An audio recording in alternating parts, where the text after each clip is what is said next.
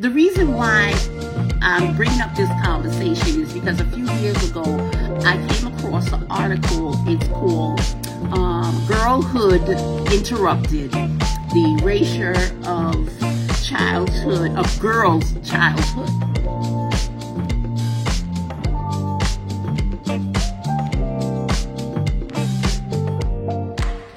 Hi everybody, I am Dana Parker of Her Voice, Her Power, and I want to have a discussion with you today. The first term is called parentification, and the second term is adultification. When I was working in an after-school program in Brooklyn, and a parent came to pick up her child, I remember her saying that how she thought her grandmother at that time was her mother. And one day when she was home, there was a knock on the door. And when she opened the door, a woman said to her, "I'm your mother, and I need you to come help me with your younger siblings." That is parentification. It's 4 of us in our home, and I'm the middle child. And after me, it's a younger sibling. When she was in 2nd grade, she was a little feisty, one of those kids that, you know, got letters from school. Her teacher sent a note home, and I knew my mother wasn't going to see it because my mother worked 2 jobs.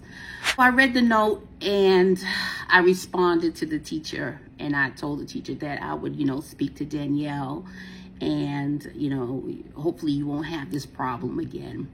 I remember when she would be outside, and she's outside playing, and I would call her in and tell her to, take a bath or whatever and get ready for the night.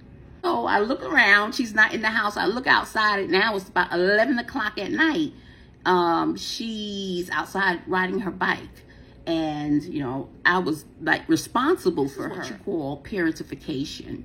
And parentification is children in the house when they take on the role of a parent. So it could be like what I was doing, writing letters from my younger sister up to her teachers, feeding her, taking care of her, because my mother was working 2 jobs. These are all things that cause parentification. Later on, I'm going to show you the pinpoints of why this happened to a certain group. So when we talk about parentification, remember that it's a term or a definition of a child in a household that takes on the responsibility of a parent. Then we have a term that is called adultification. I'll give you an example of adultification, and I'm going to include the story of it. I'm going to give a link so you can see the stories of it. There was a young woman, a girl, let's say, in middle school. She was on her phone, and the teacher called the resource officer. And the resource officer came inside and said to her, "Get up, or I'm going to get you up." He picked her up and he snatched her out and threw her on the floor, then picked her up again and just pretty much tossed her. This is what you call adultification, is when an adult see you or see a child as older than what they are. Another definition that they have for adultification is the notion of innocence and vulnerability is not afforded to certain groups or to certain people, to certain children. This is called adultification. Another example of adultification is a young woman. She's in high school, and when she came into the school, she smelled like marijuana. So they did a strip search on her while she was on her cycle. A teenage girl who was strip searched at her school is to take legal action. Yeah, another horrible story. Sadly, the Met Police involved again. So if anyone's read this story or not, no, a black girl was strip searched at school if she's going to sue the Met Police as a result of it. She's referred to as Child Q, 15 years old. They smelt marijuana on her, so they strip searched her. 2 female officers from the Met searched her, strip searched her. They made her remove her sanitary towel, which is the most horrific part of this, as a 15-year-old girl. And it's like if you are two women who are doing this, did you not at the time think, perhaps this is wrong? She's a child. And they talk a lot about adultification of black youths, like seeing them as older than they actually are. But this is a school, and they're, you know, she's 15.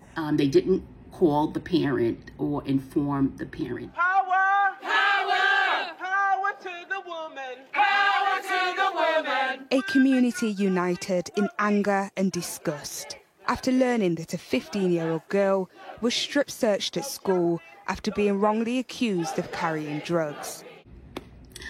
One of the disadvantages of people who fall into this category, they're students who come from socioeconomic disadvantaged homes.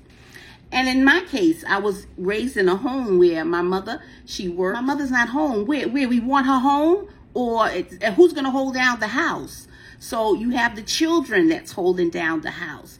Because of the socioeconomic disadvantage, after school, we're home by ourselves because we don't have after-school program. Discuss initiative that was developed by Mattel, the toy company, the owners of Barbie, and the project is the Barbie Dream Project. Girls by the age of 5 are having problems with self-limiting beliefs. They also believe that, many of them believe that they're not as intelligent as boys.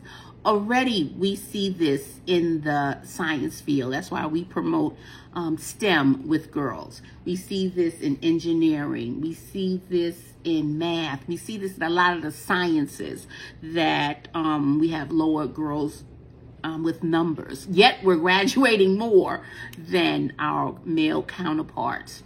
So with the combination of the Barbie Dream Project and me coming across and so loving on the article about black girls and the erasure of them, of their childhood, and the adultification and parentification that many of our girls encounter, I want to bring this program to your school, and it is Her Voice, Her Power Girls Edition.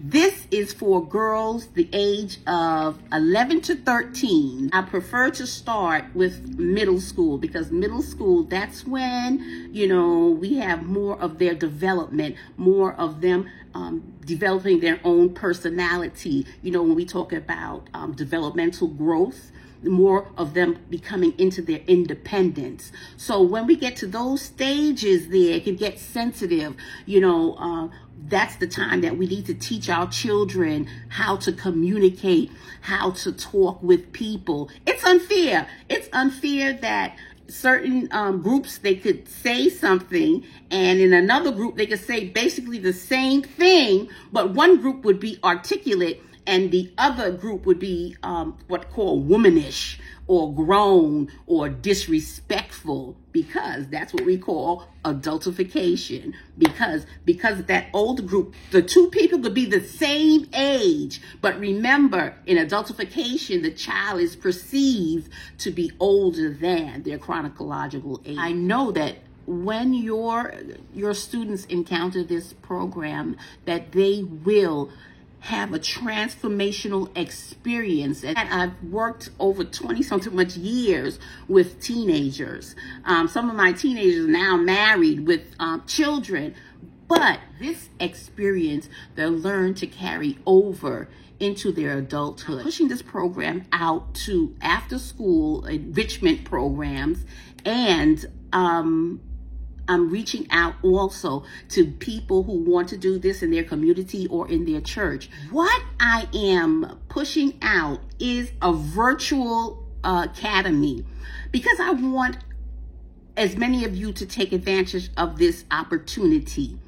I am presently in Atlanta. So if you are in the Atlanta area, I want you to go to my website. You'll find the link below, and I want you to sign up, give us some information, because the virtual academy that I'm having is starting January the 11th. January the 11th, I have the virtual. So if you want to be a part of the virtual, in the form, in the link, I want you to check it. If you are interested in me calling your school and sending out information about the program, please, I want you to check that that box that you go on the website, look at get an idea of our program and some of the topics and some of the things that we'll be covering. Reach out to me. Fill out the paper and give me, I'll get back to you. Or you tell me and I'll come and I'll do a presentation at your school. But thank you. I appreciate you stopping by and have a wonderful day. And don't forget to like and subscribe because I'm going to have more videos concerning this. Take care. Bye-bye.